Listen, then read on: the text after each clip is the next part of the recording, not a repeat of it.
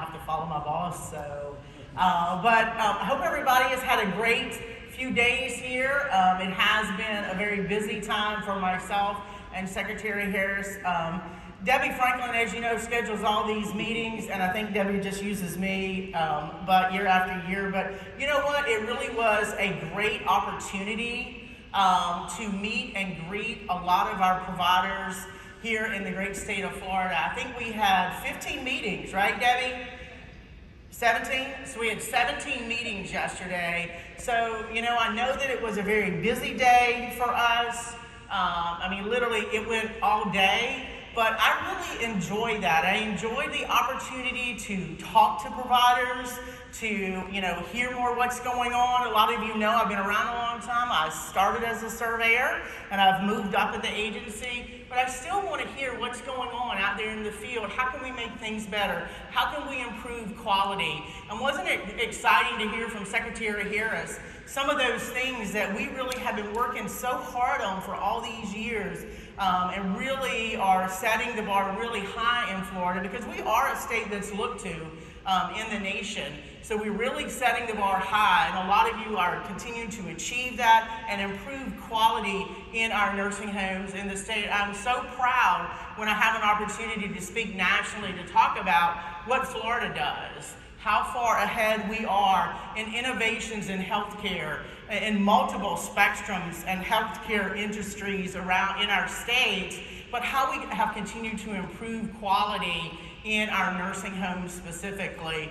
I will say we have a long way to go. We have a lot of work to do. We're not perfect, but you know, I really enjoyed the opportunity for us to meet each other, for us to talk about ways we can work together and collaborate. And one of the items that Secretary Harris mentioned was transparency. You know, we are really big at the agency on transparency. We have been one of those agencies that have been out front with transparency initiatives for many years, and we just continue to strive to be more and more and more transparent. And so on your tables is a little palm card.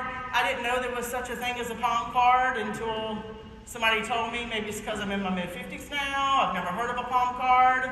But a little palm card to tell you a little bit about our transparency websites.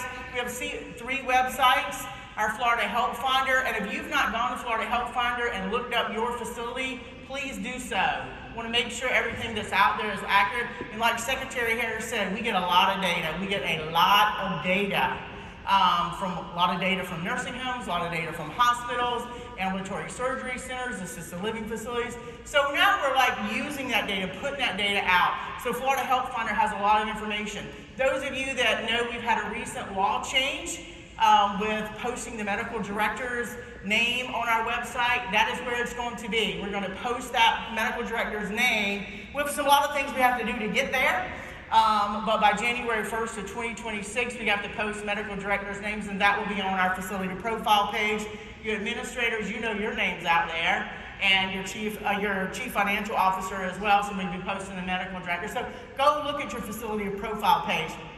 Additionally, we have My Florida Price Finder, a lot of great information about care bundles. So if you, your loved one, your neighbor, anybody getting some sort of healthcare services, maybe it's a knee replacement, a hip replacement, any other sort of healthcare service, a lot of ways you can compare prices around the state, regionally, within like your county. Like if I was having something done and I want to look like in Leon County where I live, I can do that.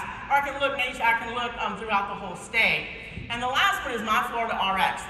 And that's a website. So like I said, My Florida RX has pharmacy prices, medication prices out there. We have over 400 medications out there where you can compare prices. So we are continuing to improve and make use of all the data that we've got. I will say Secretary Harris has charged me and my team with being more transparent with data. Definitely focus on behavioral health, and I know a lot of the conversations we had yesterday was looking at that type of population that end up in our healthcare facilities, specifically our nursing homes. So you help me and my team of any other initiatives you can think or any transparent information we can continue to roll out to the public for awareness, definitely in our nursing homes and other healthcare industries. We want to continue to put that data out there. So today, as we get started, so again, it's always great to be here and come to the conference and to talk to you guys about a lot of things that are going on at the agency. I know the secretary gave you a lot of good points. I know when I come and speak, it's always things like the bad stuff, right? So I always talk about bad stuff, what's going on, ways that we continue to improve. So I am going to talk about, and I moved over here to get out of that light. I don't know why they do that, though. You can't see anybody. Y'all look like dots on a map to me out there. Little dots. That's my favorite thing these days, dots on a map, because I'm always looking at data. So, overview of CMS memos. Do you guys read these memos that come out? Yes. Read the whole memo. I tell y'all that every year. Some people just read the red letter. Read the whole memo. So a couple of memos have been released. We're going to talk about that. CMS is catching up with us on being transparent on something. I'll mention that. We're going to talk about data. I just talked about how transparent we are and more transparency initiatives. So everybody wants to know about data. Data. When Secretary Harris came back March 10th of this year, one of the things we gathered for her is a transition book. And we put a lot of data in that book. There's a lot of data. And so everybody wants to talk about data. So it's nice to really be able to share some of that my team put together for me. Complaints, I know complaints are off the charts, right? We do a lot of complaints in our nursing homes. A lot of complaints in all of our healthcare systems out there, by the way. Facility reported incidents and adverse incidents, those are things you report to us. So I want to share with you kind of statewide over the past 2 years what we're seeing with that. Overall inspection data, so you can see how nursing home inspections compare to the rest of our inspections. Everybody thinks all we do is nursing homes, right? All of you in the room think all we do is nursing homes. Lord, we got 30-some provider types.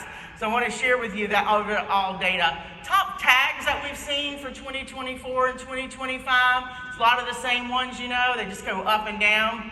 Immediate jeopardy findings, so we're going to talk about that a little bit, and that great initiative that we put in place to enhance communication last year and how that's going into this year.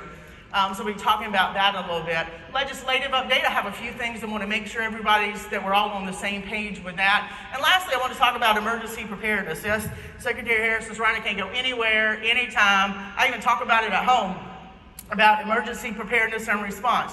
One thing I do want to mention to you is that June of 26, we had a rule rule workshop for the nursing home comprehensive emergency management plan planning criteria. And all comments had to be sent to us by July 1st. So my team right now is reviewing those.